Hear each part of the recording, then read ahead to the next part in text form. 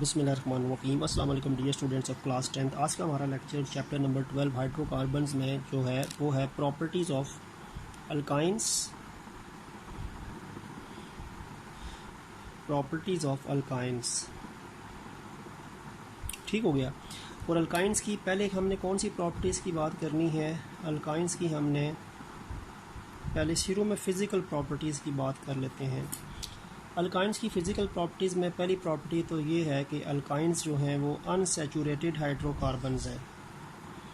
Unsaturated hydrocarbons because of the presence of carbon carbon triple bond.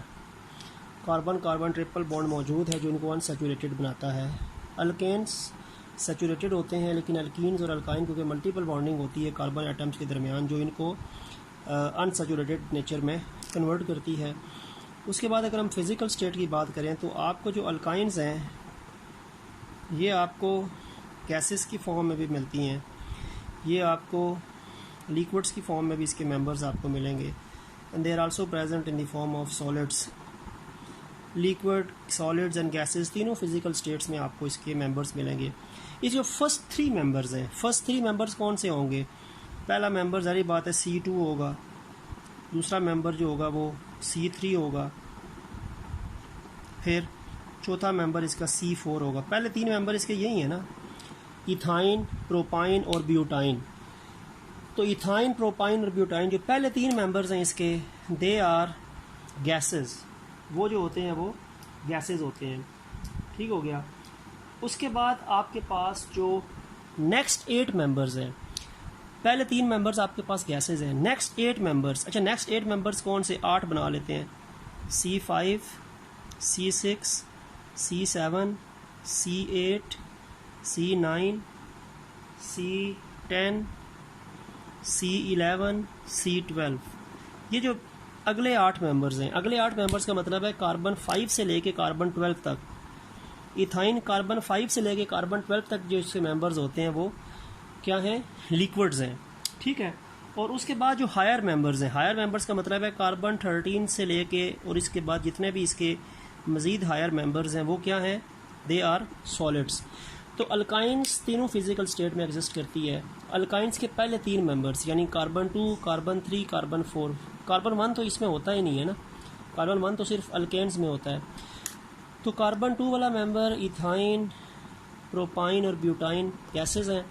फिर carbon 5 यानी pentyne से लेके onward 12 तक ये अगले 8 मेंबर्स बनते हैं, ठीक है। अगले 8 मेंबर्स यानी पहले तीन मेंबर्स के बाद जो अगले 8 मेंबर्स हैं वो C5 से C12 तक होंगे, वो लिक्विड्स हैं। और फिर C13 और उससे हायर मेंबर्स जो हैं दे आर बेसिकली क्या हैं? वो सॉलिड्स हैं, ठीक हो गया। और उसके बाद जो इसका फर्स्ट मेंबर है ना, आपको पता है पहला मेंबर इसका इथाइन है, इथाइन जिसको एसेटिलीन भी कहते हैं। तो जो फर्स्ट मेंबर इथाइन या एसेटिलीन है इसका ऑर्डर होता है, स्मेल होती है। It has garlic like order. इसकी लहसुन की तरह जो है वो स्मेल होती है, गार्लिक लहसुन को बोलते हैं। तो इसके मेंबर्स आपको ऑर्डरलेस नहीं मिलेंगे, इसके मेंबर्स में आपको ऑर्डर मिलेगा, स्मेल मिलेगी। और इसका जो फर्स्ट मेंबर अल्काइन का यानी C2, इसका इथाइन जो है ये होता है C2H2 होता है फर्स्ट मेंबर जो है, ठीक है। तो ये जो फर्स्ट मेंबर इसका C2H2 है ethyne, it has a garlic like order. तो हम ये नहीं कह सकते कि ये ऑर्डरलेस सब्सटेंसेस आपको इसमें मिलेंगे, ठीक हो गया।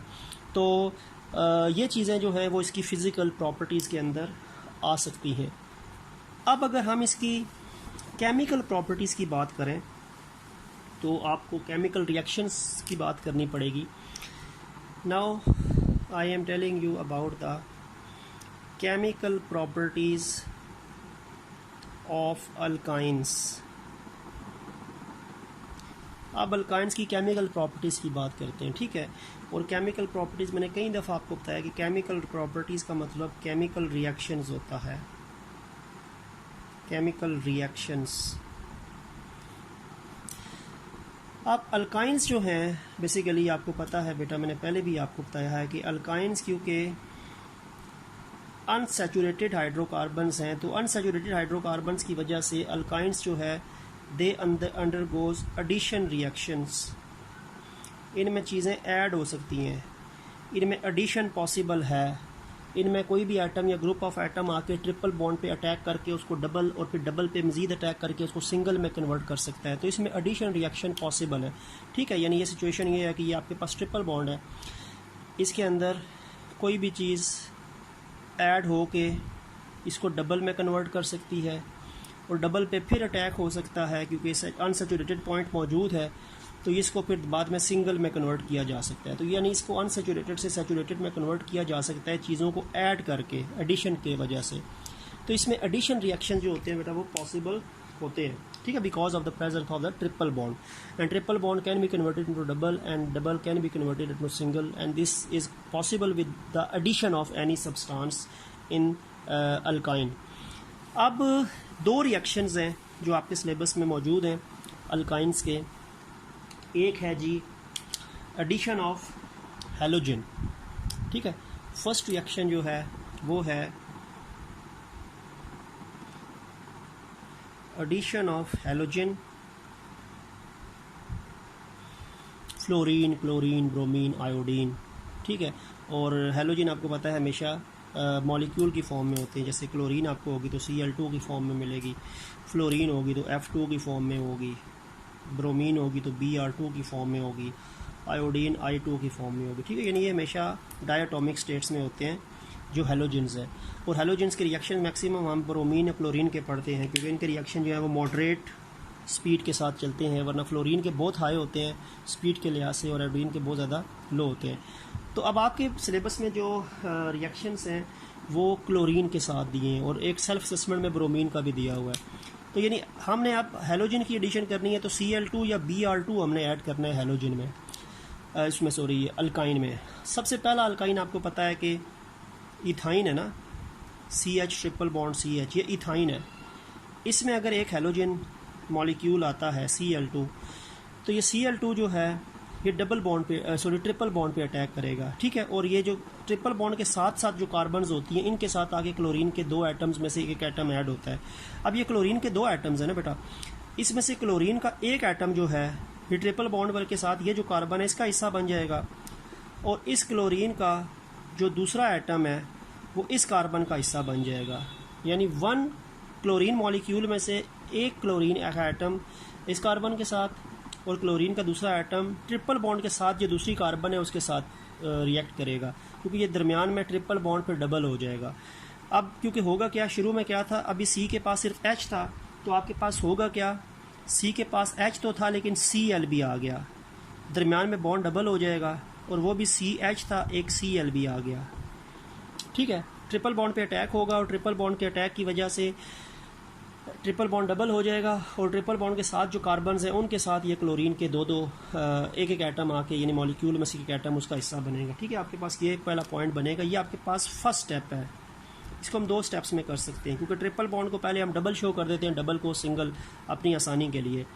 ये आपके पास बेटा क्या बनेगा, 1 2, ये कार्बन 1 है, ये कार्बन 2 है, और ये क्लोरीन क्लोरीन है तो डाइक्लोरो, 1 2 डाइक्लोरो, और दो कार्बन में जब ट्रिपल बॉन्ड होता है तो इथीन, 1 2 डाइक्लोरो इथीन, ठीक है। अब आता है second step.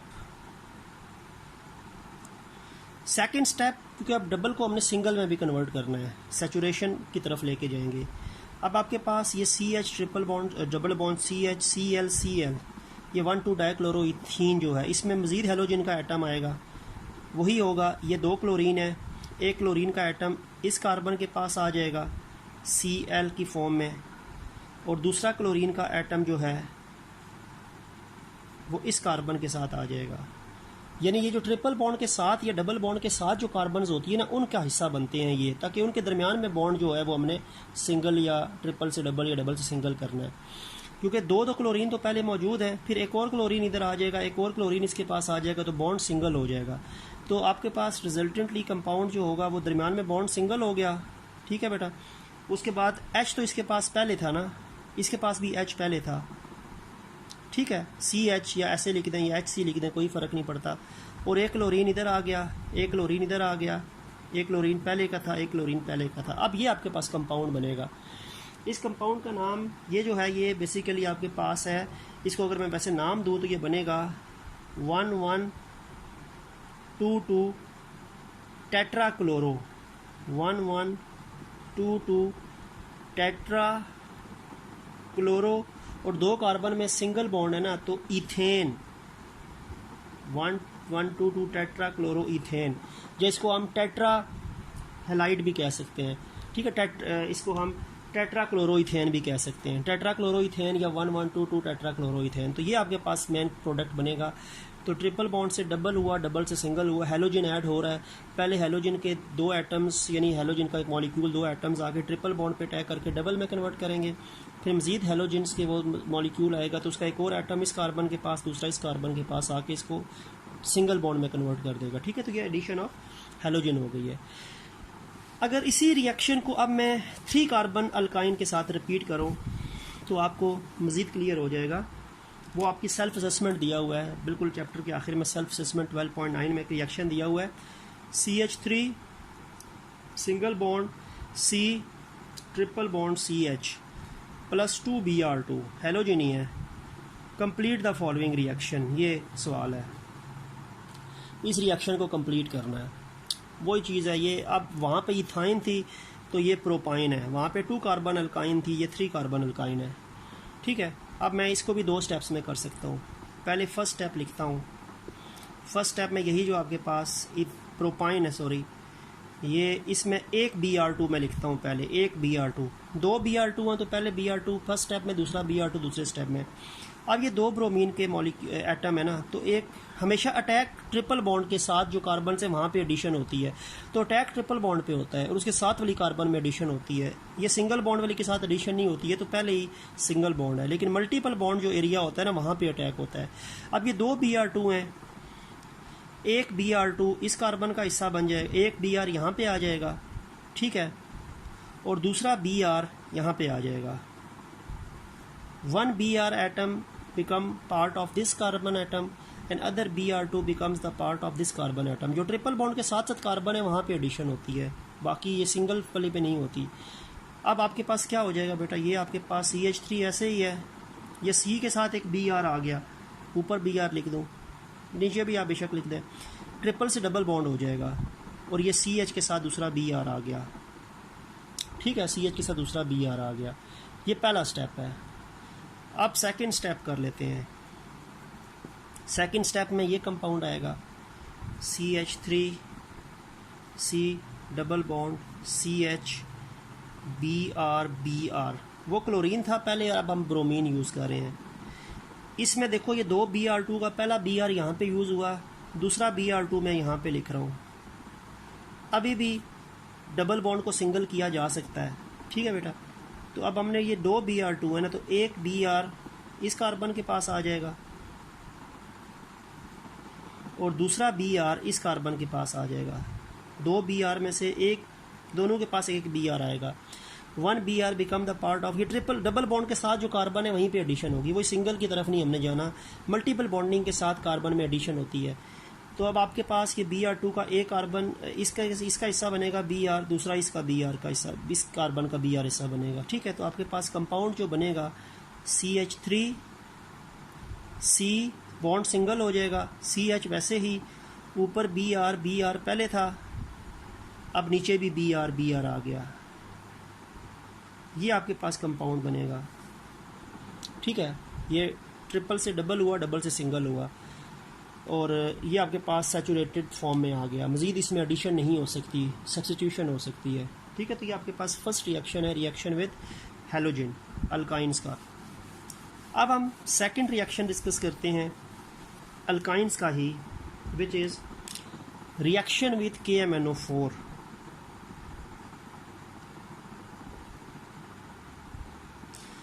Reaction with KMnO4, alkyne का रिएक्शन KMnO4। अच्छा, अल्काइन जो है, मैं ये बता दूं कि जो अल्काइंस हैं ये कौन से KMnO4 के साथ रिएक्ट करते हैं। They react with strong solution of KMnO4। Alkynes जो हैं वो रिएक्ट करते हैं या वो ऑक्सीडाइज्ड होते हैं bye strong solution of KMnO4। Alkenes जो थे वो रिएक्ट करते थे डाइल्यूट अल्कलाइन KMnO4 1% सोल्यूशन, जिसको बायर्स रिएजेंट कहते थे अल्कीन्स। लेकिन अल्काइंस जो हैं वो डाइल्यूट अल्कलाइन KMnO4 के साथ रिएक्ट नहीं करते।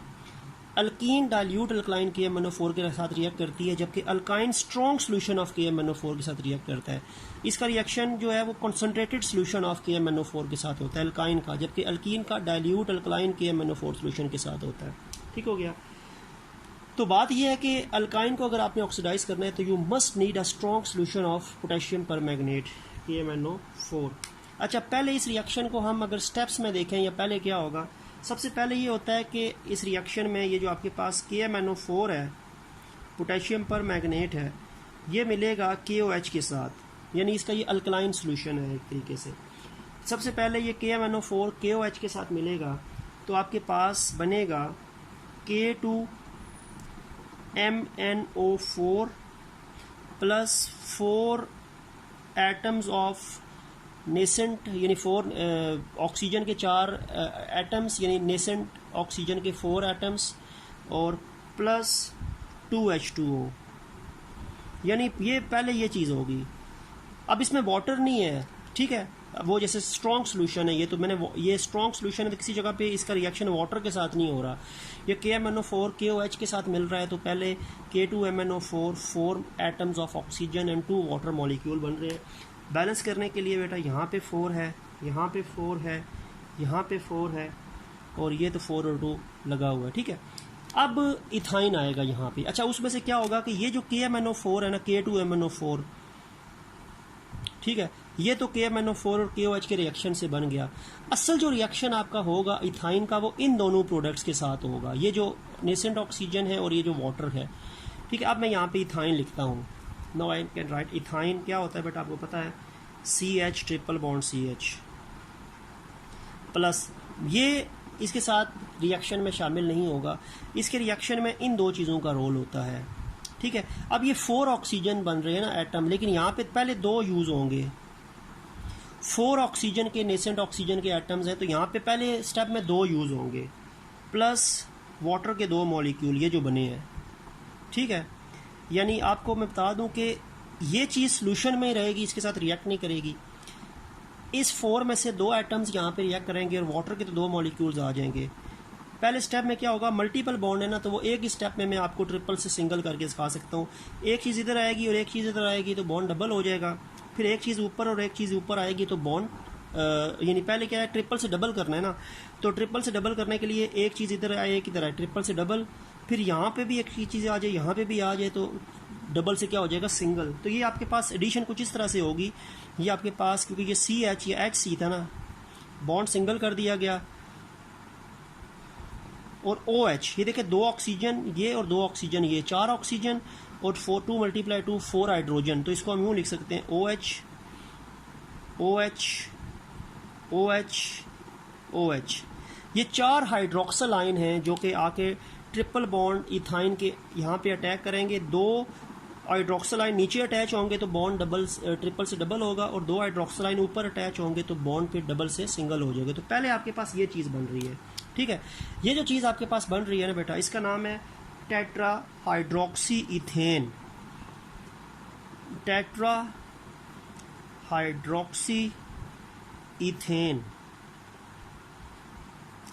और ये जो कंपाउंड है ना, ये कंपाउंड अनस्टेबल है, अनस्टेबल है, अपने आप को इस फॉर्म में ये रख नहीं सकता बहुत देर तक, तो ये डिकम्पोज हो जाएगा, अनस्टेबल कंपाउंड है। तो अब मैं फिर आगे लिख रहा हूँ, इसकी अनस्टेबिलिटी की ख़त्म होने के बाद ये किस में कन्वर्ट होगा, अनस्टेबल होगा तो ये किस तरह दूसरे कंपाउंड में कन्वर्ट होगा।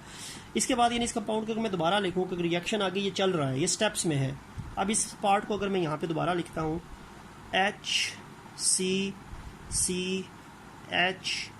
OH इधर भी आ गया, OH इधर भी आ गया, OH इधर भी आ गया, OH इधर भी आ गया।